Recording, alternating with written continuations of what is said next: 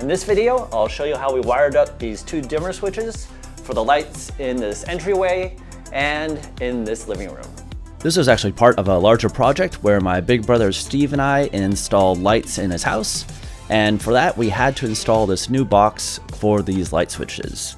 So here, I'll just be showing you how we wired these up in this electrical box. And of course, before you start messing around with electricity, make sure to turn off the breaker for the lights that you're working on. And if you do have one of these voltage testers, it will light up solidly if there is still a live circuit at your switch. Whether you're installing a new electrical box like this one, or working with one that's already in the wall, I'm assuming that you'll be working with 3 cables. One for the power, and 1 cable going to each set of lights. And if you don't know which one is the power cable, you can use that voltage tester to carefully see which one lights up when that breaker is on. These are the dimmers we're using in this project.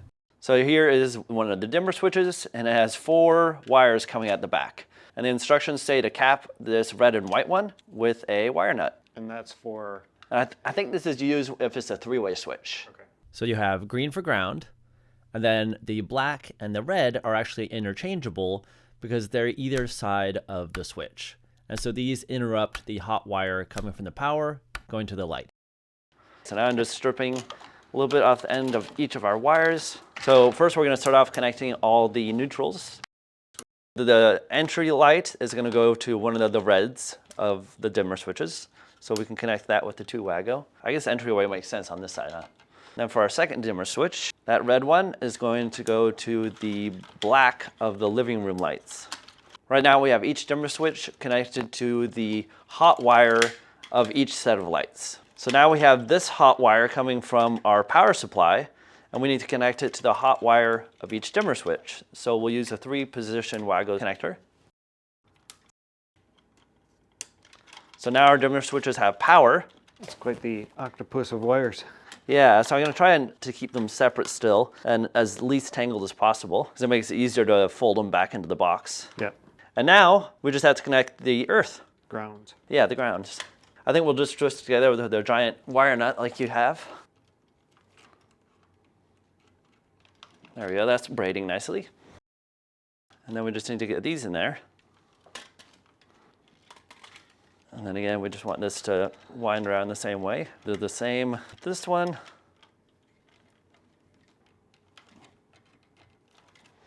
You see this end is a bit of a mess, so we'll just snip off the end and use this really big wire nut, twist them all together.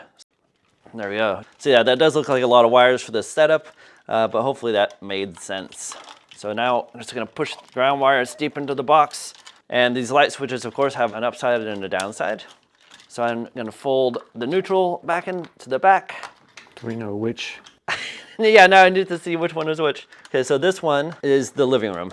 So this is on the right. Just trying to push all these back into the box so that there's room for these to go in. Okay, look at that. So I think we need to break off a couple of these so they don't overlap like that.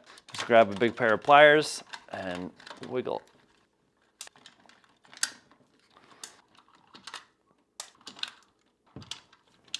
So before we put these on, we actually have to put the box in the wall because here's one of the screws for tightening it. And the way that this works, this is an old work box, meaning you can put it into old drywall that's already put in place, because usually boxes are put in the wall first and then the drywall is put over.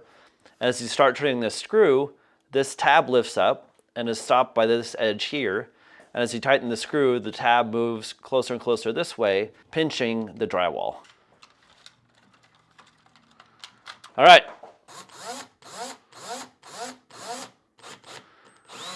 Oh, that's grabbing. That's so cool. It works so well. We're not tightening these screws all the way because when we put on the faceplate, we'll have to wiggle those switches around a little bit. The moment of truth? Yes, so I like to turn them off. All right, I'll go turn power on if Okay. it starts. Okay.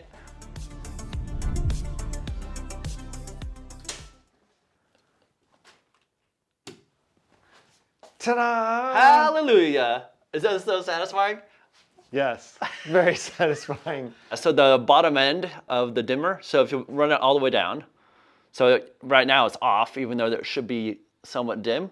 And while it's at this lowest setting, you can move this up until the lights just turn on to the lowest setting that you want. So you can play with that. And you want it until they just turn on at the lowest setting. Probably there. Yeah. Yeah, I feel like that. A little warmer. It does look warmer. Yeah. Okay, what's next, Steve? There you go. Whoa! That changes the room so It much. does. So yeah, Steve's adjusting that little lower setting on the dimmer again with that little blue knob. Maybe not that low. Like that. This is the base piece for the screwless wall plate we're putting in. And to start, we're securing it with just one screw, because we need to make some adjustments here. As you can see, you can still access those larger screws that secure the light switches to the box in the wall. By loosening those off, you can adjust the position of the light switch to try and create an even reveal around the light switch in relation to that base plate. So that is alright. This part can be a bit fiddly, and you may need to hold the light switch in the position you want while you tighten down a screw. Once everything is lined up and you have those larger screws tightened down, you can put in the rest of the base plate screws. And then snap on the wall plate. And those are supposed to be pointing down. So if this happens to you, it's no big deal. Just use a flathead screwdriver to pop that wall plate off, rotate it 180, and snap it back on. And I think these types of wall plates look so good. So if you've made it through this whole video and still have some questions, I'd be very curious to know what those are. So please leave them down below. So if you like videos like this, you might like this one here.